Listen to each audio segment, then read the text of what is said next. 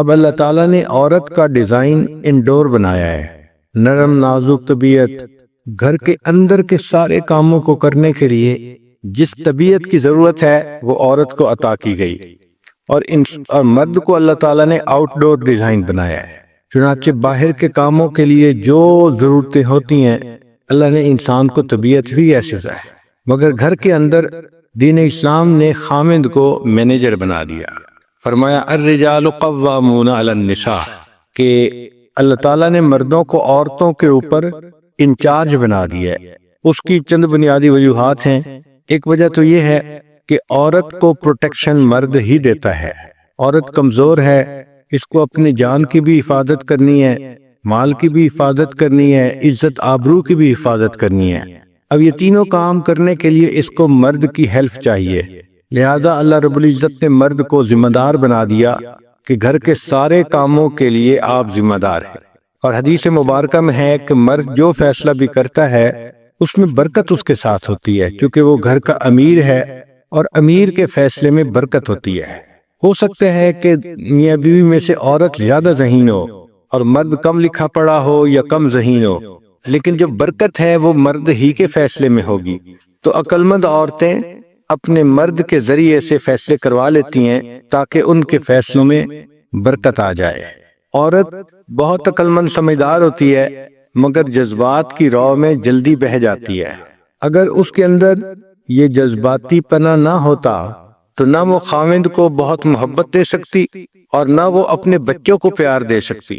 یہ اس کی ضرورت تھی کہ اس کے اندر جذبات کا پہلو غالب ہوتا، تبھی تو بیچاری بچے ہونے کے بعد دن رات ہلاک ہوتی ہے، نہ اسے کھانے کی فکر، نہ پینے کی فکر، نہ اپنے سونے کی فکر، ہر وقت اپنے بچے کی خاطر کام کے لیے تیار ہوتی ہے، اپنے آپ کو کھپا دیتی ہے بچے کی خاطر، کس لیے کہ بچے کی محبت دل میں ہوتی ہے۔ ورنہ تو اگر اس کے اندر یہ جذبات سٹرونگ نہ ہوتے، فیلنگ سٹرونگ نہ ہوتی، تو بچے کی پیدائش کے بعد خاوند سے کہتی تمہارا بچہ ہے، اب اس کو کسی کے ذمہ لگاؤ کہ وہ پالے، اور خود ایک طرف ہو جاتی۔ مگر اللہ تعالیٰ نے آسانی فرما دی کہ ماں کے دل میں بچوں کی محبت ڈال دی، اس لیے وہ 24 گھنٹے کی باندھی ہوتی ہے اپنے بچوں کے لیے۔ نبی علیہ السلام نے ارشاد فرمایا خیرکم خیرکم لأہلہ، کہ تم میں سے سب سے بہتر وہ ہے جو تم میں سے اپنے اہل خانہ کے لیے بہتر ہے۔ یعنی کسی مرد کی اچھائی کا اندازہ اس کے بزنس سے نہیں لگائیں گے، اس کے دوستوں کی محفل سے نہیں لگائیں گے، بلکہ اس کی اچھائی کا اندازہ اس سے لگائیں گے کہ یہ اپنے اہل خانہ کے ساتھ کتنے اچھی زندگی گزارتا ہے، اچھے اخلاق کی زندگی گزارتا ہے، بیوی کے ساتھ محبت سے پیش آئے، اپنے بچوں کو اچھی طرح ان کی نگرانی کرے، ان کی مدد کرے، ان کی ضروریات کو پورا کرے، اور گھر کے لوگوں کے لیے رحمت کا سبب بن کے رہے، تو ایسا خاوند بہترین خاوند ہوتا ہے۔ پھر انسان زندگی میں پیسہ خرچ کرتا ہے، اس کو ثواب ملتا ہے۔ مثلا غریب کو دے دیا تو صدقے کا ثواب مل گیا، مسجد بنا دی صدقے کا ثواب مل گیا۔ لیکن شریعت نے کہا کہ جو پیسہ انسان اپنے بیوی بچوں پہ خرچ کرتا ہے، اس پیسے پر اس کو بہترین صدقہ کرنے کا ثواب ملتا ہے۔ یعنی بیوی بچوں پہ جو پیسہ خرچ کیا جاتا ہے یہ بہترین صدقہ ہوتا ہے۔ پھر مرد کی ڈیوٹی لگائی کہ وہ گھر کے کام کاج میں دلچسپی لے، عورت کی ضرورت کو محسوس کرے اور اس میں اس کو ہیلپ کرے۔ عورت کو ہیلپ کی ضرورت ہوتی ہے، لیکن گھر والی کا ہوتا ہے۔ عورت کو گھر والی اس لیے کہتے ہیں کہ عورت کے ہی وجہ سے گھر آباد ہوتا ہے اور عورت ہی کی وجہ سے گھر برباد ہوتا ہے۔ ہماری والدہ صاحبہ فرمایا کرتی تھیں کہ مرد اگر کسی لے کر کدال لے کر اپنے گھر کو برباد کرنا چاہے تو وہ نہیں برباد کر پاتا، عورت اگر سوئی لے کر اپنے گھر کو برباد کرنا چاہے تو جلدی کر لیتی ہے۔ عمر چھوٹی تھی میری تو میں اپنی والدہ سے یہ بات حیران ہو کے پوچھتا تھا کہ امی یہ کیسے پاسبل ہے کہ عورت سوئی لے کے گھر کو جلدی گرا لیتی ہے اور مرد جو ہے وہ کدال سے بھی اپنے گھر کو نہیں گرا سکتا۔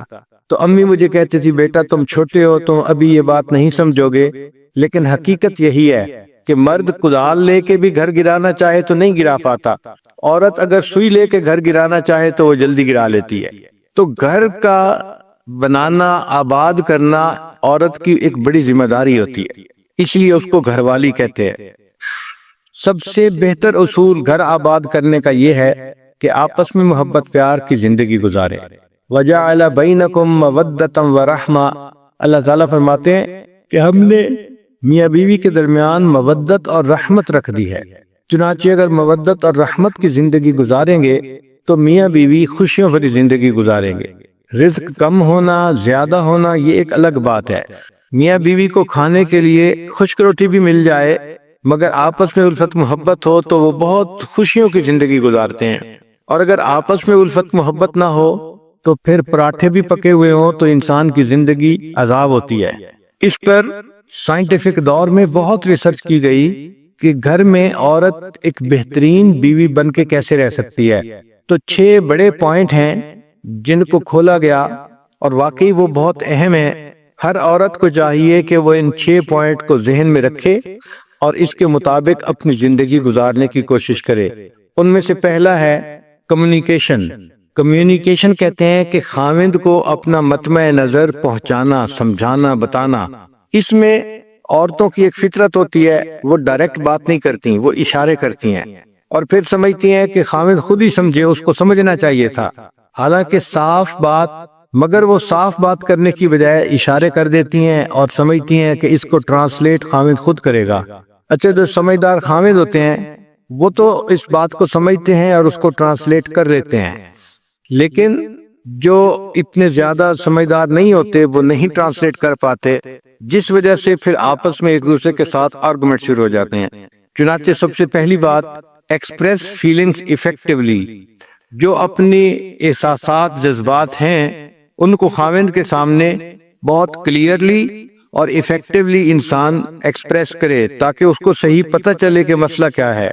پھر ایک دوسری اہم بات کہ پازیٹیو ٹون ہونی چاہیے، ڈو ناٹ بلیم، کہ جب بھی ایک عورت کوئی بات کرے تو پازیٹیو ٹون میں بات کرے، بات بات پہ بلیم نہ کرے۔ یہ ایک کمزوری ہم نے دیکھی ہے، ذرا سی کوئی بات ہو جاتی ہے تو جس دن شادی ہوئی تھی اس دن سے شروع کر دیتی ہے کہ رخصتی کے دن تمہاری والدہ نے ایسے کیا تھا، تمہاری بہن نے ایسے کیا تھا اور اس وقت تم نے کچھ نہیں کہا تھا۔ یعنی گڑے مردے اکھاڑنے اور پھر وہاں سے بات شروع کرنی اور بات بات پہ خاوند کو بلیم کرنا، یہ چیز گھر کی بربادی کا سبب بنتی ہے۔ تو پازیٹیو ٹون ہونی چاہیے، and wife should not blame. ہر بات میں خاوند کو بلیم نہیں کرنا چاہیے۔ ٹھیک ہے، دوسرے بندے کے اندر کوتاہیاں ہوتی ہیں، غلطیاں ہوتی ہیں، ویکنیسز ہوتی ہیں، مگر اس کا یہ مطلب بھی نہیں ہوتا کہ ہر چیز کو برا ہی بنا دیا جائے۔ پھر ایڈمٹ وین ہارٹ، جب آپ کا دل دکھے تو آپ اس کو تسلیم کریں، بتائیں۔ Stop reading your husbands mind, یہ وہ غلطی ہے جو تقریباً 100 میں سے 99% عورتیں کرتی ہیں کہ ہسبینڈ کا مائنڈ پڑھنے کی کوشش کرتی ہیں اور اس میں ہی غلطی کھاتی ہیں۔ پھر ایک بہت اہم پوائنٹ ہے کہ talk to your husband not about your husband. یہ ہسبینڈ سے بات نہیں کرتی بلکہ ہسبینڈ کے بارے میں ہر کسی سے بات کرتی ہیں۔ بہن سے کریں گی، ماں سے کریں گی، پڑوسن سے کریں گی، گھر آنے والی کوئی بھی عورت ہوگی اس سے کریں گی، ہر کسی سے ہسبینڈ کے بارے میں بات کریں گی، لیکن خود ہسبینڈ سے بات نہیں کریں گی۔ تو کمیونیکیشن جتنی بہتر ہوگی اتنا میاں بیوی کا تعلق بہتر ہوگا۔ دوسرا پوائنٹ ہے چوز یور بیٹلز، کہ میاں بیوی میں کئی مرتبہ اختلاف ہو بھی جاتے ہیں تو اصولی اختلاف ہونے چاہیے۔ چھوٹی چھوٹی باتوں پر اختلاف کرنا، جھگڑا کھڑا کر دینا، یہ اچھا نہیں ہوتا۔ اگر انسان سٹینڈ لے تو کسی مضبوط پوائنٹ کے اوپر سٹینڈ لینا چاہیے۔ چنانچہ take a stand on principles اور give up control to gain more power. Control گھر کا خاوند کو دو تاکہ تمہاری پاور اور زیادہ ہو جائے۔ اور don't be hurdle in husband's way, ہر کام میں خاوند کے راستے کی رکاوٹ نہ بنے۔ کوئی بھی کام وہ خاوند کرنا چاہتا ہے اس میں رکاوٹ ڈال دینا، رکاوٹ بن جانا، یہ اچھی چیز نہیں ہوتی۔ اور ایک خاص بات جو ہے، اوائڈ کریٹیسزم، کریٹیسزم کو چھوڑ دینا چاہیے۔ خواہ مخواہ چھوٹی چھوٹی باتوں پہ یہ ایسے ہے، یہ ایسے ہے، یہ کریٹیسائز ہی کرتے رہنا خاوند کو، یہ اچھا نہیں ہوتا۔ پھر تیسرا اہم پوائنٹ ہے ریسپیکٹ ہم، کہ اپنے خاوند کی عزت کرو۔ بہت ساری عورتیں اپنے خاوند کو ایک بڑی عمر کے لڑکے کی طرح ڈیل کرتی ہیں کہ یہ بڑی عمر کا بچہ ہے، یہ غلط بات ہوتی ہے۔ ہسبینڈ ہے، اس کی ریسپیکٹ کرنی چاہیے۔ ڈو ناٹ ٹریٹ ہم like a child, Be loyal to him and show him that you are loyal. خاوند کے ساتھ وفاداری ہونی چاہیے اور اس کو وفاداری نظر بھی آنی چاہیے. بیوی کی ذمہ داری ہے کہ she should try to win the heart of the husband. کہ ہسبینڈ کا دل جیتے، ہسبینڈ کے دل میں اپنی محبت کو پیدا کرے. Be constructive. کنسٹرکٹیو سوچ ہونی چاہیے. اور ایک اور اہم پوائنٹ ہے کہ اگر خاوند سے کوئی بات کرنی ہے تو first point out his good things. پہلے اچھی باتوں کی نشاندہی کرو، دین پوائنٹ آؤٹ ہز مسٹیکس، پھر اس کی ویکنیسز کو بتائیں. مگر ہوتا کیا ہے کہ جب اس نے بات کرنی ہوتی ہے تو یہ ایسے بات کرتی ہے تو لگتا ہے کہ اس مرد کے اندر تو کوئی دنیا کی خوبی ہے ہی نہیں، ساری جہان کی برائیاں اسی کے اندر آ گئی ہیں. نبی علیہ الصلوۃ والسلام نے حضرت عبداللہ ابن عمر لانو کو بتانا سمجھانا تھا کہ آپ تہجد کی پابندی کیا کرو. وہ جوان العمر تھے اور جوان لڑکوں کی نیند کافی گہری ہوتی ہے، اٹھنا مشکل ہوتا ہے، تو نبی علیہ السلام ان کو سمجھانا چاہتے تھے. تو حدیث مبارکہ میں ہے کہ نبی السلام نے فرمایا کہ عبداللہ ابن عمر کتنا اچھا آدمی ہے اگر یہ تہجد کی بھی پابندی کرے. مطلب یہ کہ پہلے اس کی تعریف کی کہ جو اچیومنٹس ہیں ان کا اعتراف کریں، اور پھر اس کو بتایا کہ اس کو امپروومنٹ کیا کیا کرنی ہے. پوری زندگی میں یہ بہترین دستور ہے کہ پہلے جو اچیومنٹس ہیں ان کا اعتراف کرو اور پھر اس کے بعد اس کی مسٹیک کو بھی مینشن کر دو. نبی علیہ السلام نے ارشاد فرمایا اگر مخلوق کو سجدہ کرنے کی اجازت ہوتی تو میں بیوی کو حکم دیتا کہ وہ اپنے خاوند کو سجدہ کرے. اس سے اندازہ لگانا چاہیے کہ شریعت کی نظر میں خاوند کی رسپیکٹ کتنی زیادہ ہے. وہ عورتیں بہت خوش نصیب ہوتی ہیں جو اپنے خاوندوں کی رسپیکٹ کرتی ہیں اور اس ذریعے سے اپنے رب کی جو ہے وہ پسندیدہ بندیاں بن جاتی ہیں. حدیث مبارکہ ہے کہ نبی علیہ السلام کے زمانے میں ایک صحابی کی شادی ہوئی تو ایک ڈبل سٹوری گھر تھا. تو نیچے ماں باپ رہتے تھے عورت کے، اور اوپر کی سٹوری پہ ہسبینڈ اپنی وائف کے ساتھ رہتا تھا. چنانچہ ایک مرتبہ ہسبینڈ کو کسی تجارتی سفر میں جانے کی ضرورت پیش آئی تو اس نے میک شور کیا کہ گھر کے اندر ضرورت کی ہر چیز ہو. پھر جب الوداع ہونے لگا تو بیوی کو نصیحت کی کہ دیکھو تم نے اوپر سے نیچے نہیں اترنا. بیوی نے کہا ٹھیک ہے، ہسبینڈ چلا گیا. اب بیوی اوپر کی سٹوری میں رہ رہی ہے. اللہ کی شان کہ اس کے والد بیمار ہو گئے. اب یہ ایسا کلوز رشتہ ہے کہ انسان کا دل چاہتا ہے کہ اپنے والد کے پاس بیٹھے، اس کی تیمارداری کرے، خبرگیری کرے، خدمت کرے. مگر وہ عورت نیچے اتر ہی نہیں سکتی تھی چونکہ ہسبینڈ نے کلیئر لفظوں میں کہہ دیا تھا کہ آپ نے نیچے نہیں اترنا. اب جب وہ نیچے نہیں اتر سکتی تھی تو اس نے نبی علیہ السلام کی خدمت میں پیغام بھیجا، اے اللہ کے حبیب صلی اللہ علیہ وسلم، میرے خاوند جب سفر پر جانے لگے تو انہوں نے کلیئر لفظوں میں مجھے کہا تھا کہ تم نے نیچے نہیں اترنا، لیکن اب سچویشن ایک نئی ڈیویلپ ہو گئی ہے کہ میرے والد بیمار ہو گئے ہیں، تو کیا میں ان کی تیمارداری کے لیے نیچے اتر سکتی ہوں؟ نبی علیہ السلام نے فرمایا کہ نہیں، جو تمہیں تمہارے خاوند نے کہا تم اسی پر عمل کرو. چنانچہ وہ عورت نیچے نہیں اتری. والد کی طبیعت خراب ہوتی گئی حتیٰ کہ والد کی وفات ہو گئی. اب والد کی وفات ہو گئی، اللہ کے پیارے حبیب صلی اللہ علیہ وسلم اگر چاہتے تو فرما سکتے تھے کہ ٹھیک ہے یہ ایک نئی صورت ڈیویلپ ہو گئی ہے، اب میں تمہیں اجازت دیتا ہوں کہ تم نیچے اتر آؤ اور اپنے والد کا چہرہ دیکھ لو. مگر نبی علیہ السلام نے ایسا نہیں کیا، بلکہ یہی فرمایا کہ نہیں، چونکہ خاوند نے کہا تھا نیچے نہیں اترو تو آپ نیچے مت اترو. اب اس کی والد کو نہلایا گیا، کفن دیا گیا اور اس کا جنازہ گھر سے نکلا. اور یہ خاتون، یہ لڑکی ایسی تھی جو اپنے باپ کا آخری دفعہ چہرہ بھی نہیں دیکھ سکی. آپ اندازہ لگا سکتی ہیں کہ ایموشنلی اس کے لیے یہ کتنا ڈیفیکلٹ کام تھا. لیکن وہ صحابیہ تھی، اس نے نبی علیہ السلام کی بات پر عمل کر دکھایا اور اپنے خاوند کی بات کو پکا رکھا. خود اوپر رہی، نیچے نہیں اتری. خیر والد کا جنازہ ہو گیا. حدیث مبارکہ میں ہے کہ جب جنازہ پڑھ کے نبی صاحب تشریف لائے تو نبی علیہ السلام نے اس عورت کو پیغام بھیجا کہ چونکہ تم نے اپنے خاوند کی بات کی لاج رکھی اور نیچے نہیں اتری، تمہارے اس عمل کی وجہ سے اللہ تعالی نے تمہارے والد کے تمام گناہوں کو معاف فرما دیا اور اس کو جنت عطا فرما دی. تو اس سے اندازہ لگائیں کہ شریعت کی نظر میں خاوند کی بات کی کتنی اہمیت ہوتی ہے. تو پہلا پوائنٹ ہے کمیونیکیشن صاف ہونی چاہیے اور بہتر ہونی چاہیے. دوسرا ہے کہ ہر بات پہ جھگڑا کھڑا نہ کریں. چوز یور بیٹل، پرنسپلز کے اوپر آپ اختلاف کریں اگر کرنے کی ضرورت بھی ہے. اور تیسری بات کہ اپنے خاوند کی رسپیکٹ کریں. چنانچہ ایک یونیورسٹی کی ریسرچ میں 400 مردوں سے انٹرویو کیے گئے اور ان سے پوچھا گیا کہ آپ کیا چاہتے ہیں اپنی بیوی سے، تو انہوں نے کہا کہ ہم باقی ہر تنگی برداشت کر سکتے ہیں، لیکن ہم یہ چاہتے ہیں کہ بیوی ہماری رسپیکٹ کرے۔ جو بیوی اپنے خاوند کی رسپیکٹ نہیں کرتی تو وہ پھر آٹومیٹک رشتہ وہ ویک ہو جاتا ہے، کمزور ہو جاتا ہے۔ پھر چوتھا پوائنٹ ہے بی ایکسپٹنگ، کہ ایکسپٹ کرنا چاہیے، accept his position as head of the family. پہلی بات یہ نہ ہو کہ گھر کے چھوٹے بڑے ہر کام بس اپنی مرضی سے کرنے ہیں اور اپنے مشورے سے چلانے ہیں، اور خاوند کی تو جیسے گھر میں کوئی اہمیت ہی نہیں ہوتی۔ اور abandon the myth of equality، یہ جو ایک myth چل پڑی ہے کہ شانہ بشانہ میاں بیوی اور ایک ہیں، ٹھیک ہے ایز این انسان ایک ہیں، لیکن گھر کے اندر جو ذمہ داریاں ہیں اس میں اللہ نے مرد کو پریفرنس دی ہے، فضیلت دی ہے، اور عورت کو اس کا ماتحت بنایا ہے۔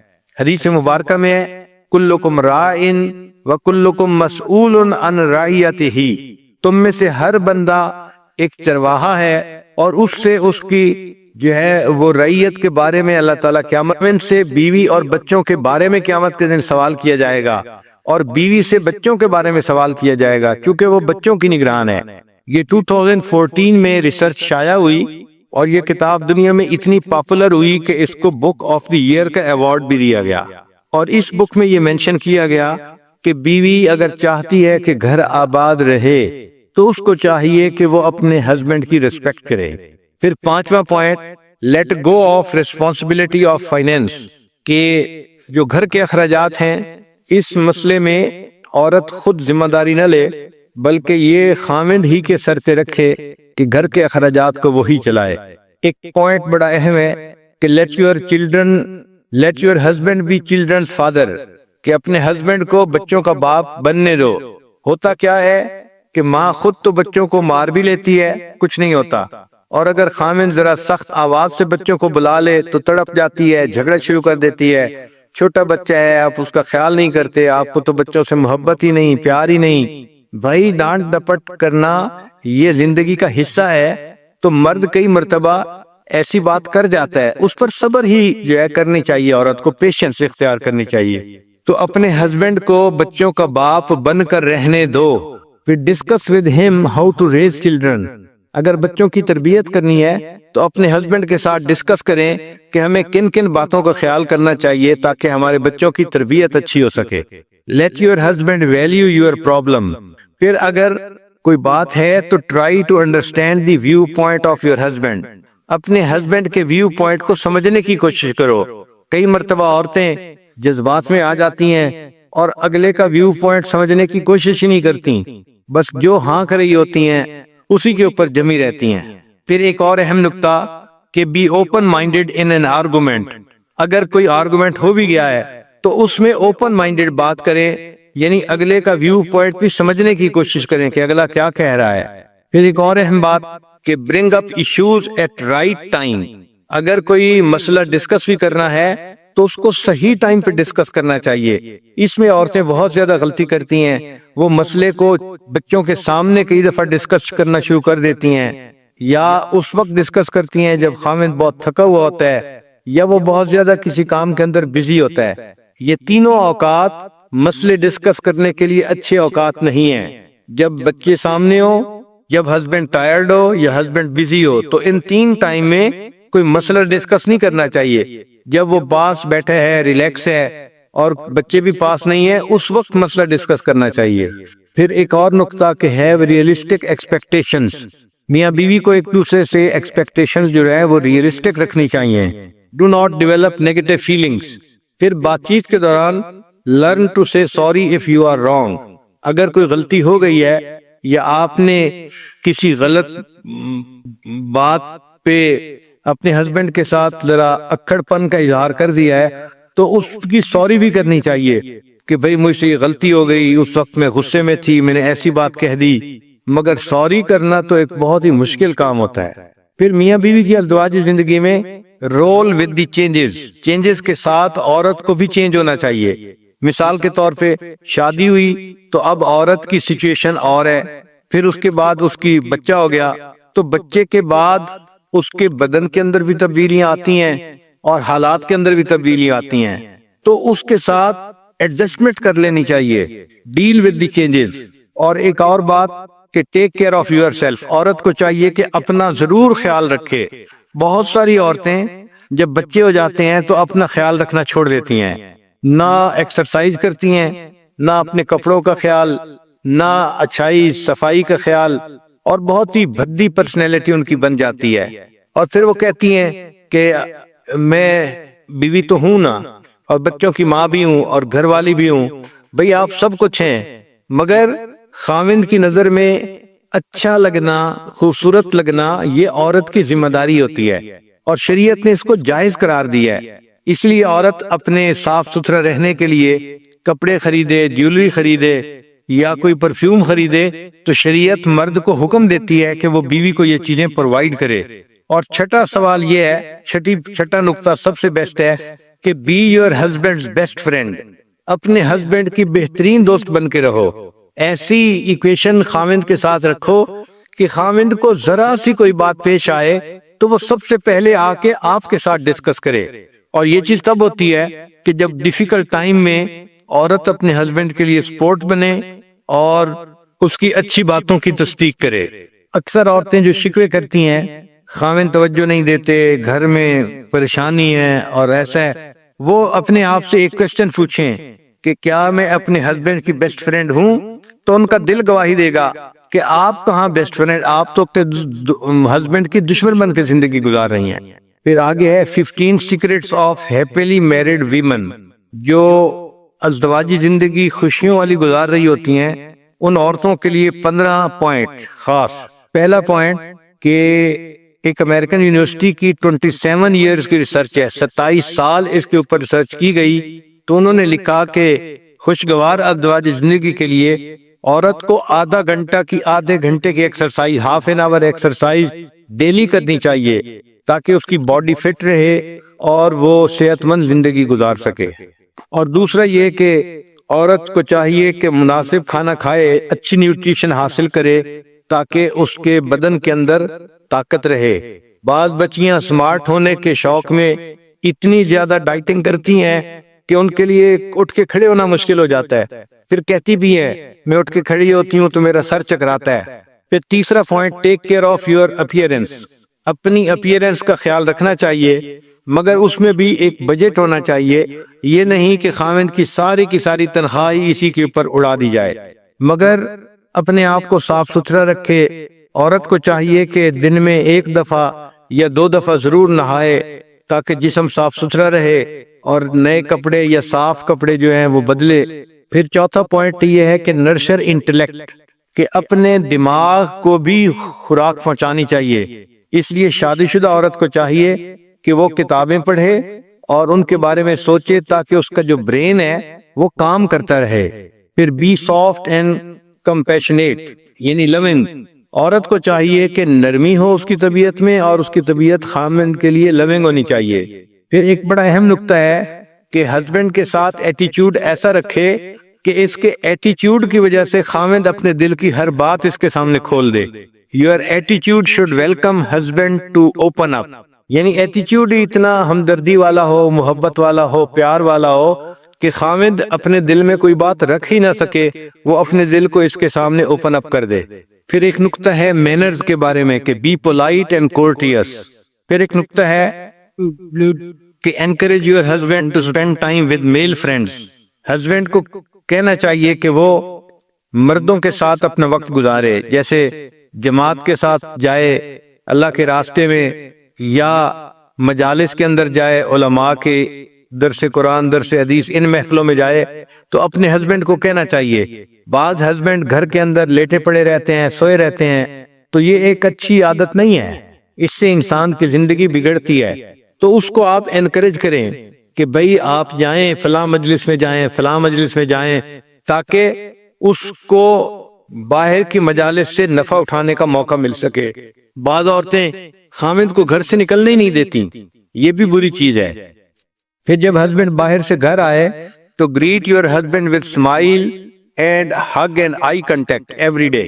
یہ عورت کی ذمہ داری ہے کہ ہسبینڈ جب باہر سے آئے تو اس کے ساتھ آئی کنٹیکٹ کرے، اسمائل کرے اور اس کو ریسیو کرے۔ کوئی بھی کام گھر میں کر رہی ہو، drop everything and provide warm welcome, اپنے خاوند کو وارم ویلکم دے۔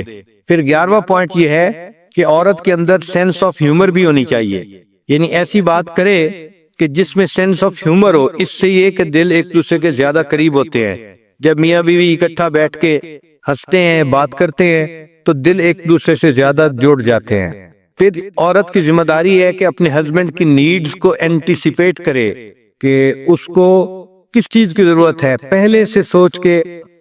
زندگی ایکٹیو ہونی چاہیے اور فن فیلڈ ہونی چاہیے۔ یہ فن فیلڈ لائف جو ہے یہ میرج کے لیے وٹامن کی مانند ہوتے ہیں۔ اور آخری نقطہ کہ عورت ہمیشہ اپنے آپ کو خادمہ ہی سمجھے، ہیو اے سرونگ ہارٹ، دل میں یہ فیصلہ کر دے کہ اللہ نے مجھے خدمت کے لیے پیدا کیا ہے، میں کنواری ہوں تو مجھے اپنے باپ بھائی کی خدمت کرنی ہے، میں شادی شدہ ہوں تو مجھے اپنے ہسبینڈ کی خدمت کرنی ہے، اور ہسبینڈ اگر فوت ہو گیا، میں ماں بن گئی تو مجھے اپنے بچوں کی خدمت کرنی ہے۔ تو اللہ نے مجھے پیدا ہی خدمت کے لیے کیا ہے، لہٰذا خدمت کرنا ہی میری زندگی کا اعزاز ہے۔ پھر ازدواجی زندگی کے لیے ایک اور اہم بات کہ ڈو ناٹ بی کنٹرولنگ، کہ کنٹرولنگ نہ ہو۔ ذرا سی بات پہ عورت چاہتی ہے کہ گاڑی میں بیٹھے ہوئے اسٹیئرنگ کو اپنے ہاتھ میں لے لے اور اپنی مرضی سے گاڑی چلائے۔ جو عورتیں گھر کا پورا کنٹرول اپنے ہاتھ میں لینے کی کوشش کرتی ہیں تو ان گھروں کے اندر پرابلم ہو جاتی ہے۔ کئی جگہوں پہ تو ایسا ہوتا ہے کہ ہسبینڈ کے بہاف پہ اس کی بیوی بات کر رہی ہوتی ہے، ہسبینڈ کو بات کرنے کا موقع ہی نہیں ملتا، اور اگر کسی وقت ہسبینڈ لوگوں سے بات کر رہا ہے تو شی گیوز ڈس اپروونگ لکس، اس وقت چہرہ ایسا بناتی ہے، دیکھتی اس طرح سے ہے کہ جیسے یہ اس چیز کو ناپسند کر رہی ہے۔ اور تیسرا کئی دفعہ ایسا ہوتا ہے کہ ایسے انوسینٹ کوسچن پوچھتی ہے کہ جو کلیئرلی بتاتے ہیں کہ یہ ڈس اپروو کر رہی ہے اس چیز کو۔ پھر بعض عورتیں دے گیو کاؤنٹلیس انوانٹڈ سجیشنز، ان کو مشورے دینے کا شوق ہوتا ہے، اور وہ کوئی ایک دو مشورے نہیں دیتی، کاؤنٹلیس انوانٹڈ سجیشن دے رہی ہوتی ہیں۔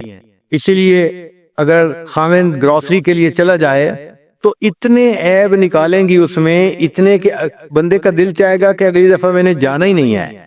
اسی طرح عورت اگر ساتھ ہو اور مرد ڈرائیونگ کر رہا ہو تو اللہ توبہ، اس مرد کی تو شامت ہی آ جاتی ہے۔ اب آپ نے بریک نہیں لگائی، اب آپ نے یہ نہیں کیا، اب آپ نے وہ نہیں کیا۔ بھائی اگر وہ سیف گاڑی چلا رہا ہے اور چلاتا ہے تو اس کو چلانے دو، مگر ہوتا یہ ہے کہ خاوند گاڑی چلا رہا ہوتا ہے اور بیوی بیٹھی خاوند کو چلا رہی ہوتی ہے، اور اس کی ریزن کیا ہوتی ہے کہ بعض عورتوں میں ایک بیماری ہوتی ہے، اس کا نام ہے ہیلپ سنڈروم، کہ ہر کام میں خواہ مخواہ پنگا لینا، اس میں دخل اندازی کرنا اور اپنا مشورہ دینا۔ یہ ہیلپ سنڈروم جو ہے اس کی وجہ سے پھر میاں بیوی کی ایکویشن خراب ہو جاتی ہے۔ اور ایک بیماری کا نام ہوتا ہے مدر کمپلیکس۔ تو کئی عورتیں ایسی ہوتی ہیں کہ وہ اپنے ہسبینڈ کو بھی ایک بڑی عمر کے چائلڈ کی طرح ڈیل کرتی ہیں۔ اگر عورتیں چاہیں کہ ہم بہترین بیوی بن کر رہیں تو ان کو چاہیے کہ ام المومنین خدیجہ الکبریٰ رضی اللہ تعالی عنہا کی زندگی کی تفصیل پڑھیں اور دیکھیں کہ وہ نبی علیہ الصلوۃ والسلام کی کتنی اچھی بیوی تھیں۔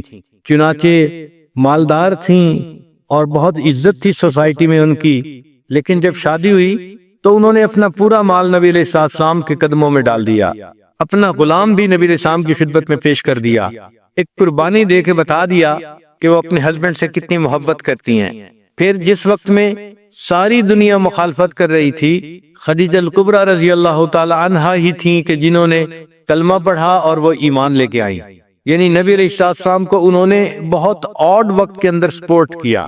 پھر نبی علیہ السلام پر جب پہلی وحی اتری تو آپ صلی اللہ علیہ وسلم بہت گھبرائے ہوئے واپس گھر تشریف لائے اور آپ فرما رہے تھے زملونی زملونی، مجھے کمبل اڑا دو، مجھے کمبل اڑا دو۔ تو انہوں نے اس وقت پوچھا نبی علیہ السلام سے کہ آپ کے ساتھ کیا ہو رہا ہے؟ تو نبی علیہ السلام نے فرمایا کہ مجھے لگتا ہے ایسے کہیں مجھے موت ہی نہ آ جائے۔ تو اس پر خدیجہ کبریٰ رضی اللہ تعالیٰ عنہا نے جواب دیا تھا انک لتصل الرحم، آپ صلہ رحمی کرنے والے ہیں اور آپ مہمان نوازی کرنے والے ہیں، وتکسب المعدوم وتعین علی نوائب الحق، یعنی نبی علیہ السلام کی اچھائیاں گنوائیں کہ آپ تو اتنے اچھے اخلاق والے اور اتنے اچھے کام کرنے والے ہیں، واللہ اللہ کی قسم ما یخزیک اللہ، اللہ تعالیٰ آپ کو کبھی بھی جو ہے ضائع نہیں ہونے دیں گے۔ تو یہ ہوتا ہے بیوی کا کانفیڈنس کہ اس نے کہا کہ نہیں، ایسا ہو ہی نہیں سکتا کہ اللہ تعالیٰ آپ کو ضائع ہونے دے۔ اچھا، پھر بات یہیں ختم ہو جاتی ہے کہ مارل سپورٹ تو انہوں نے دے دی، مگر خدیجہ کبریٰ رضی اللہ تعالیٰ عنہا اتنی اچھی بیوی تھیں کہ وہ اس بات پہ رکی نہیں ہے، بلکہ اس سے اگلے دن پھر ان کے رشتہ داروں میں ایک ایسے عالم تھے جو کتاب کے عالم تھے، پہلی کتابوں کے عالم تھے، ورقہ بن نوفل۔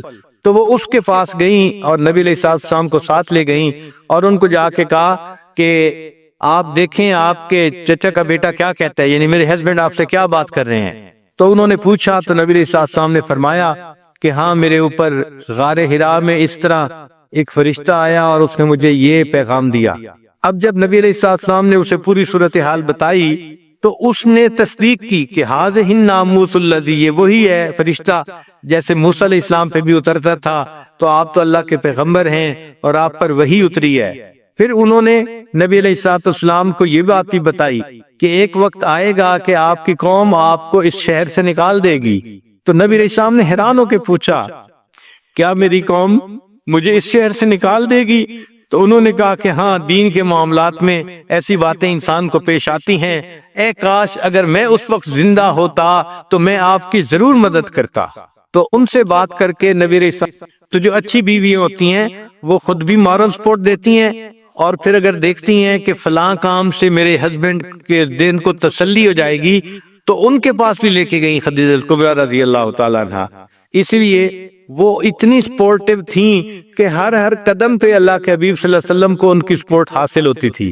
پھر اس کا نتیجہ یہ نکلا کہ خدیجہ کبریٰ رضی اللہ تعالیٰ عنہا کی اتنی محبت تھی نبی علیہ السلام کے دل میں کہ عائشہ صدیقہ رضی اللہ تعالیٰ عنہا فرماتی ہیں کہ ایک مرتبہ میں نے محبت میں ناز میں آ کے یہ کہہ دیا کہ میں اتنی چھوٹی عمر کی نوجوان بیوی ہوں آپ کی، آپ کیوں خدیجہ کبریٰ ایک بوڑھی عورت کو یاد کرتے ہیں؟ تو جب میں نے یہ کہا تو نبی علیہ السلام کے چہرے انور کے یعنی اوپر جو اثرات تھے وہ بدل گئے، اور نبی علیہ السلام نے فرمایا، عائشہ تم خدیجہ کے بارے میں مجھ سے بات مت کرو، اللہ نے اس کی محبت میرے دل میں اتار دی ہے۔ اور وہ فرماتی ہیں کہ نبی علیہ السلام جب کبھی کوئی قربانی کرتے تھے تو جانور کے گوشت میں سے خدیجہ کبریٰ عنہا کی سہیلیوں کے لیے بھی جو حصہ نکالا کرتے تھے۔ اور ایک مرتبہ خدیجہ کبریٰ عنہا کی بہن ملنے کے لیے آئی اور ان کی آواز نبی علیہ السلام نے سنی تو نبی علیہ السلام کی مبارک آنکھوں میں آنسو آ گئے۔ اللہ کے حبیب صلی اللہ علیہ وسلم نے بہن کی آواز سنی تو وہ آواز خدیجہ کبریٰ عنہا کی مانے تھی، چونکہ بہنوں کی آوازیں ملتی ہیں۔ تو آواز سن کے نبی علیہ السلام کے مبارک آنکھوں میں آنسو کا آ جانا اس بات کی دلیل ہے کہ نبی علیہ السلام کے دل میں ان کی کس قدر زیادہ محبت تھی۔ تو جو اچھی بیوی ہے وہ ایسی بن کے رہے کہ اس کے مرنے کے بعد بھی خاوند اس کو یاد کرے اور روئے۔ اور آج جو عورتیں چاہتی ہیں کہ جی ہمیں تو خاوند توجہ نہیں دیتے اور بات نہیں کرتے، وقت نہیں دیتے، یہ نہیں کرتے، وہ اگر ذرا سوچیں تو انہوں نے گھر کا حال ایسا بنایا ہوتا ہے کہ یوں محسوس ہوتا ہے کہ جیسے گھر کے اندر ایک دوسرے کے ساتھ ایک جنگ چل رہی ہوتی ہے۔ تو اپنے ایشوز کو محبت پیار کے ساتھ سمیٹنا چاہیے اور پازیٹیو تھنکنگ رکھنی چاہیے اور اپنے خاوند کو رسپیکٹ دینی چاہیے، اس کو ہیلپ دینی چاہیے۔ اللہ تعالیٰ گھروں کے اندر ازدواجی زندگی خوشگوار بنا دے، اور جتنے بھی لوگ پریشان ہیں، ہسبینڈ بیویوں سے پریشان ہیں، ان کی پریشانی ختم ہو جائے، بیویاں اپنے ہسبینڈ کی طرف سے پریشان ہیں، اللہ ان کی بھی پریشانی ختم کر دے۔ اور اس سلسلے میں سیدہ عائشہ صدیقہ رضی اللہ تعالیٰ عنہا کی زندگی کو بھی پڑھیں تو اس سے بھی پتہ چلے گا کہ وہ اپنے شوہر سے کتنی محبت کرتی تھیں اور کتنا ان کی جو ہے سپورٹیو تھیں۔ چنانچہ عائشہ رضی اللہ عنہا تو بہت اپنے آپ کو ایکسپریس کرنا جانتی تھیں، وہ نبی علیہ السلام کے سامنے اپنی محبت کا اظہار بھی بڑے پیارے لفظوں میں کر دیا کرتی تھی۔ چنانچہ مشہور اشعار ہیں، ثم وللآفاق شمس، انہوں نے یہ کہا کہ ایک میرا سورج ہے اور اے جہان ایک تیرا سورج ہے، لیکن تیرا سورج دن میں طلوع ہوتا ہے اور میرا سورج عشاء کے بعد طلوع ہوتا ہے، کیونکہ نبی علیہ السلام عشاء کی نماز پڑھنے کے بعد گھر تشریف لایا کرتے تھے۔ تو فرماتے ہیں اے جہان تیرا سورج دن میں طلوع ہوتا ہے اور میرا سورج تو عشاء کے بعد طلوع ہوتا ہے، اور فرماتی تھیں کہ ایک فرق ہے اے جہان، تیرے سورج پہ ایک ایسا وقت بھی آئے گا کہ اس کی روشنی ماند پڑ جائے گی، اور میرے سورج کو اللہ نے وہ نور دیا ہے جو وقت کے ساتھ ساتھ بڑھتا ہی چلا جائے گا۔ آج ہے کوئی بیوی جو اپنے خاوند کے ساتھ محبت کا اظہار اس طریقے سے کرے؟ جتنا بھی خاوند اچھا بن کے رہنے کی کوشش کرے، کہیں نہ کہیں کوئی نہ کوئی بات کا ایشو بنا کے اس کی تمام اچھائیوں کو مٹی میں ڈال دیتی ہیں، اور بس اس کو یوں محسوس کرواتی ہیں کہ اس سے برا انسان تو دنیا میں کوئی ہے ہی نہیں۔ تو بیویوں کو ایسا نہیں کرنا چاہیے، کام کو سنوارنے کی کوشش کرنی چاہیے، بگاڑنے کی کوشش نہیں کرنی چاہیے۔ تو سیدہ عائشہ صدیقہ رضی اللہ تعالیٰ عنہ کی زندگی، خدیجہ الکبریٰ رضی اللہ تعالیٰ عنہ کی زندگی، یہ عورتوں کے لیے ایک روشنی کا مینار ہے۔ جو عورت چاہتی ہے کہ میں اچھی بیوی بن کے رہوں تو اسے ان امہات المومنین کی زندگیوں کو پڑھ کے پھر اپنے خاوندوں کے ساتھ اچھے طریقے سے زندگی گزارنی چاہیے۔ فاطمہ بن عبد الملک، یہ عمر بن عبدالعزیز رحمت اللہ علیہ کی بیوی تھی۔ اس کے باپ بھی بادشاہ تھا، اس کا دادا بھی بادشاہ تھا، اس کے بھائی بھی بادشاہ تھے، اس کا خاوند بھی بادشاہ بنا۔ یہ ایک ایسی عورت تھی کہ جس کے قریب کے سارے محرم مرد جو تھے وہ بادشاہ بنے، صحیح معنوں میں شہزادی تھی، لیکن اس نے عمر بن عبدالعزیز رحمت اللہ علیہ کے ساتھ اتنا کوآپریٹ کیا کہ حیران ہوتے ہیں کہ بیویاں اپنے خاوندوں کی خاطر اتنا کچھ بھی کر سکتی ہیں۔ چنانچہ عمر بن عبدالعزیز رحمت اللہ جب خلیفہ بنے تو انہوں نے سب سے پہلے اپنی بیوی سے بات کی کہ دیکھو تمہارے پاس بہت سونا ہے، جیولری ہے، اور یہ سب کچھ بیت المال سے تمہیں دیا گیا ہے، تو میری نظر میں یہ ٹھیک نہیں ہے، یہ بیت المال کا حق ہے۔ تو اب تمہارے پاس دو چوائس ہیں، ایک تو یہ کہ تم اس جیولری کو رکھنا چاہتی ہو تو مجھ سے الگ ہو جاؤ اور اپنی زندگی گزارو، اور دوسری چوائس یہ ہے کہ یہ اپنی جیولری ساری تم بیت المال میں واپس کر دو اور میرے بیوی بن کے زندگی گزارو۔ تو فاطمہ نے کہا کہ یہ جیولری کیا، اس سے یہ کئی گنا زیادہ جیولری بھی ہوتی تو یہ میں دے دیتی، مگر میں آپ کا ساتھ کبھی نہ چھوڑتی۔ تو ایسی بیوی کہ جو ناز و انداز کی پلی ہوئی ہو، وہ اپنا سارا مال قدموں میں ڈال دے اور اپنے خاوند کے ساتھ رہنے کو ترجیح دے، یہ وفادار بیویاں، اچھی بیویاں، مثالی بیویاں ہوتی ہیں۔ اللہ تعالیٰ سب عورتوں کو گھر میں مثالی بیوی بن کر رہنے کی توفیق عطا فرمائے۔ وآخر دعوانا ان الحمد للہ رب العالمین۔ یہ امتحان کا ہے، اللہ تعالیٰ اپنے بندوں پہ مختلف حالات بھیج کر ان کو آزماتے ہیں، کبھی خوشی دے کے آزماتے ہیں، کبھی غم دے کے آزماتے ہیں، کبھی صحت، کبھی بیماری۔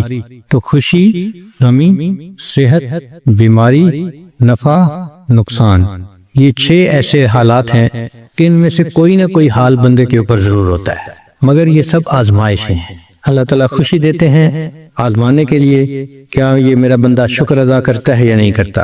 اللہ تعالیٰ غم دیتے ہیں آزمانے کے لیے کہ یہ بندہ صبر کرتا ہے یا نہیں کرتا۔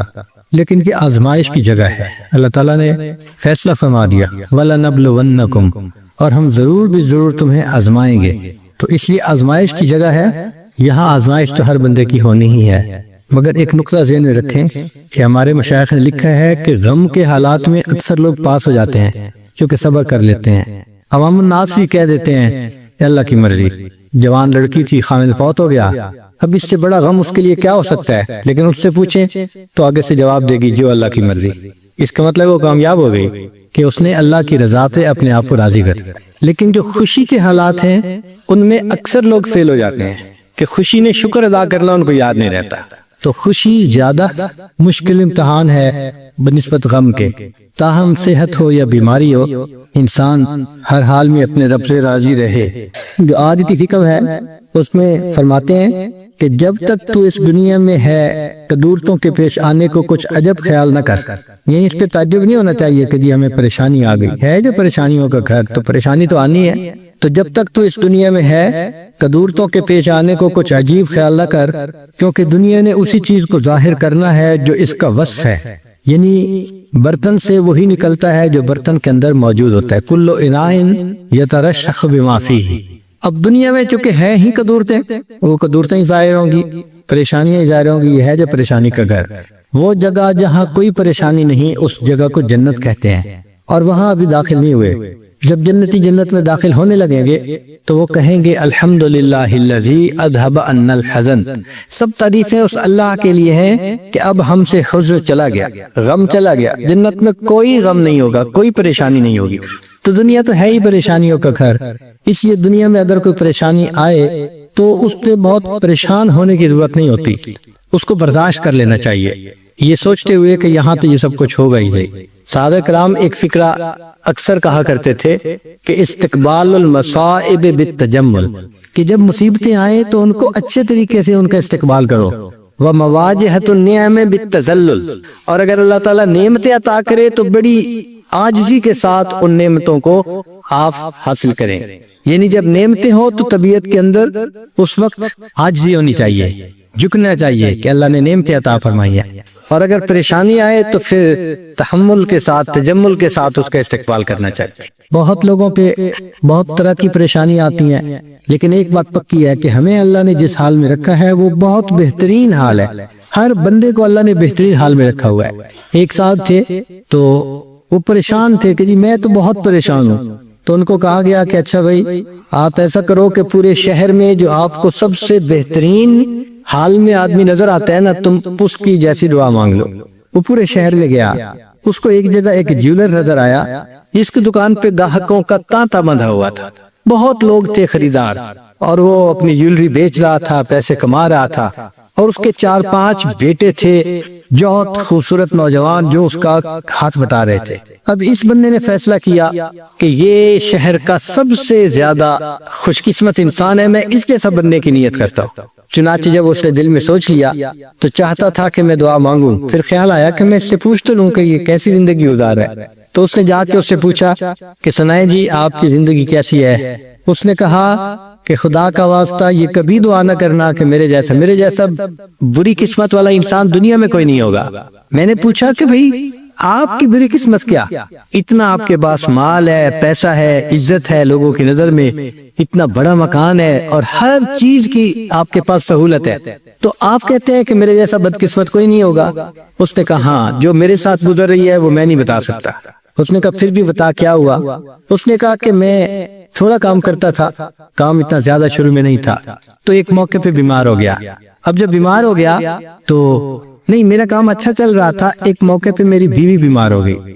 اب جب وہ زیادہ بیمار ہوئی تو میں اس کے پاس اس کی عیادت کے لیے بیٹھا ہوا تھا، اور میں اس سے محبت کی باتیں کر رہا تھا کہ مجھے آپ سے اتنی محبت ہے اور اتنی ہے۔ وہ خوبصورت تھی، اچھی شکل کی تھی۔ اس دوران اس نے مجھے کہا کہ ہاں میں تو اب مر رہی ہوں، تو میں جیسے ہی مروں گی تو دوسری شادی کرے گا اور تو اپنی زندگی گزارے گا، مجھ سے تمہیں کیا ہے؟ کہتے ہیں کہ میں نے اسے کہا کہ نہیں میں تمہارے بعد دوسری شادی نہیں کروں گا۔ تو اس نے کہا کہ اچھا میرے بعد دوسری شادی نہیں کرو گے، اس کی کوئی مجھے یعنی کوئی ثبوت پیش کرو۔ کہتے ہیں کہ اس کی محبت میں اس قدر گرفتار تھا کہ ہمارے قریب کوئی حکیم رہتا تھا، تو میں نے اس سے جا کے کہا کہ مجھے کوئی ایسی دوائی کھانی ہے کہ جس کے بعد میرے اندر عورت کی جو طلب ہے وہ ہی ختم ہو جائے، شہوت ہی ختم ہو جائے۔ تو اس نے مجھے ایک دوائی دے دی اور میں نے اس بیوی کو دکھا کے وہ دوائی کھا لی۔ اس کو کھانے کے بعد میں نامرد ہو گیا، مگر اللہ کو منظور تھا، بیوی صحت مند ہو گئی۔ اب جب کچھ عرصہ وہ صحت مند رہی تو اس نے مجھ سے مطالبہ شروع کر دیا کہ بھئی تم میرے خاوند ہو تو میری ضرورت کو پورا کرو۔ اب میں ضرورت پورا کرنے کے قابل نہیں تھا، تو وہ پھر اس کے اندر بغاوت آ گئی، وہ دین سے بھی دور ہو گئی اور اس نے ادھر ادھر حرام کے تعلقات پیدا کر لیے۔ تو کہتے ہیں کہ یہ جو 5 بیٹے تمہیں نظر آ رہے ہیں یہ میرے نہیں ہیں، یہ میری بیوی کے ہیں، مگر ہیں غیر مردوں سے۔ اب میں جب ان 5 کی شکلیں آنکھوں سے دیکھتا ہوں نا روزانہ بیٹھ کے، تو جو میرے دل سے گزرتی ہے تم اس کی تکلیف کا اندازہ نہیں لگا سکتے۔ تو کبھی دعا نہ کرنا کہ تم میرے جیسے بن جاؤ، اللہ تمہاری قسمت اچھی کرے، میرے جیسی نہ کرے۔ تو دیکھو اس بندے نے اپنی طرف سے سمجھا تھا کہ یہ سب سے دنیا یعنی شہر کا خوش قسمت انسان ہے، اور اس کو کیا پتا تھا کہ اس انسان کے ساتھ کیا بیت رہی ہے، اس کے دل پہ کیا دکھ ہے، کیا غم ہے۔ تو ہر بندہ سمجھتا ہے کہ جی بس میں بہت دکھی ہوں، دوسرے تو سب اچھے ہیں۔ نہیں، ہر ایک کی اپنی زندگی ہوتی ہے۔ بس اللہ سے یہ دعا مانگو کہ اللہ نے ہمیں جس حال میں رکھا ہے اللہ ہمیں صبر کی توفیق عطا فرمائے، شکر کی توفیق عطا فرمائے۔ اللہ نے ہمیں بہترین حال میں رکھا ہوا ہے۔ سچی بات تو یہ ہے کہ ہم نے تو دنیا کے اندر آ کے غم کو دیکھا ہی نہیں ہے۔ سچی بات کروں نا، ہم نے تو غم کو دیکھا ہی نہیں ہے۔ یہ چھوٹی موٹی چیزیں یہ کیا ہوتی ہیں، اس کو غم تھوڑا کہتے ہیں۔ جو دنیا میں لوگوں پہ غم بیتے ہیں، اگر کبھی اس کی سٹوریاں سننے لگے تو حیران ہی ہو جائیں۔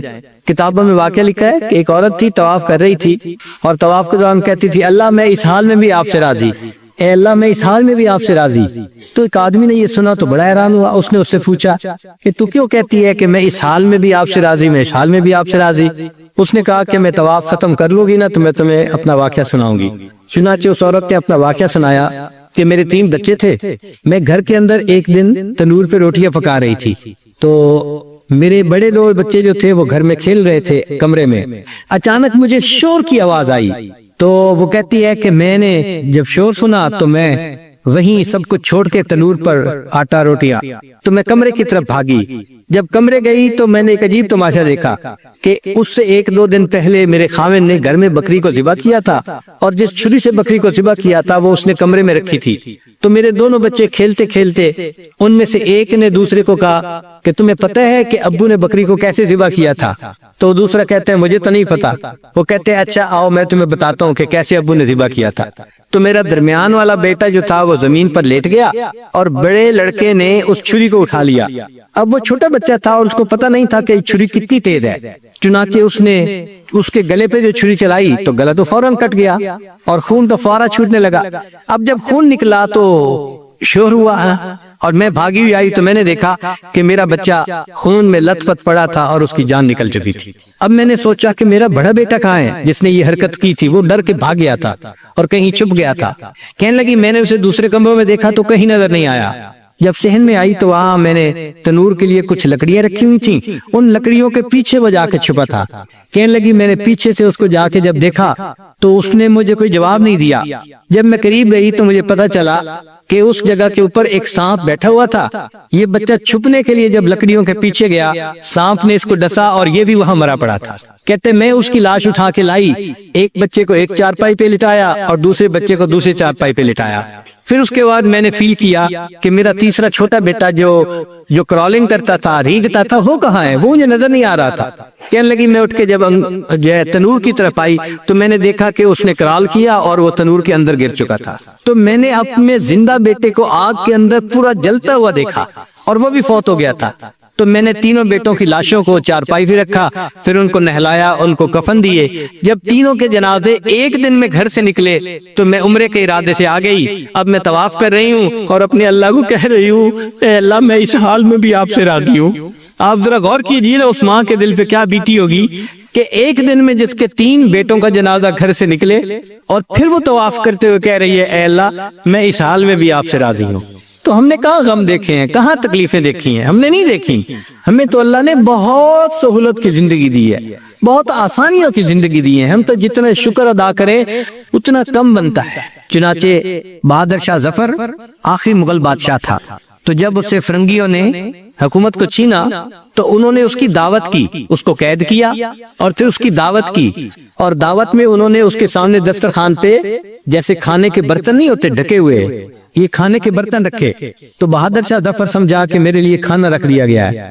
چنانچہ کہتے ہیں کہ 10 یا 11 اس کے بیٹے تھے اور اتنے ہی برتن تھے۔ وہ ایک برتن سے کور اٹھاتا تھا، ایک بیٹے کا سر اس میں نظر آتا تھا، پھر دوسرا اٹھایا دوسرے بیٹے کا سر، تیسرا، جتنے بیٹے تھے اتنے سر اس کو دسترخوان کے اوپر رکھے ہوئے انہوں نے دکھائے فرنگیوں نے۔ آپ بتائیں اس باپ کے دل پہ کیا گزری ہوگی کہ جس نے ایک وقت میں اپنے 10-11 جوان بیٹوں کے سر اپنی آنکھوں سے دیکھے۔ اسی پر تو اس نے اشعار لکھے تھے، نہ کسی کی آنکھ کا نور ہوں، نہ کسی کے دل کا قرار ہوں، جو کسی کے کام نہ آ سکے میں وہ ایک مشت غبار ہوں۔ کوئی مجھ پہ دیپ جلائے کیوں، کوئی مجھ پہ پھول چڑھائے کیوں، کوئی مجھ پہ آنسو بہائے کیوں، میں وہ بے کسی کا مزار ہوں۔ میرا رنگ روپ بدل گیا، میرا یار مجھ سے بچھڑ گیا، جو چمن خزاں سے اجڑ گیا میں اسی کی فصل بہار ہوں۔ تو چمن خزاں سے اجڑے ہیں اس دنیا میں، ہمیں کیا پتا کیا کیا ہوا ہے دنیا میں، ذرا حالات تو پڑھ کے دیکھیں۔ بادشاہوں کے پورے خاندان کو ان کے سامنے ذبح کیا گیا۔ آپ کبھی کربلا کے حالات دیکھیں نا کہ سیدنا حسین رضی اللہ تعالیٰ عنہ نے اپنے خاندان کے لوگوں کو، نوجوانوں کو اپنی آنکھوں کے سامنے شہید ہوتے دیکھا۔ کوئی آسان کام نہیں ہوتا۔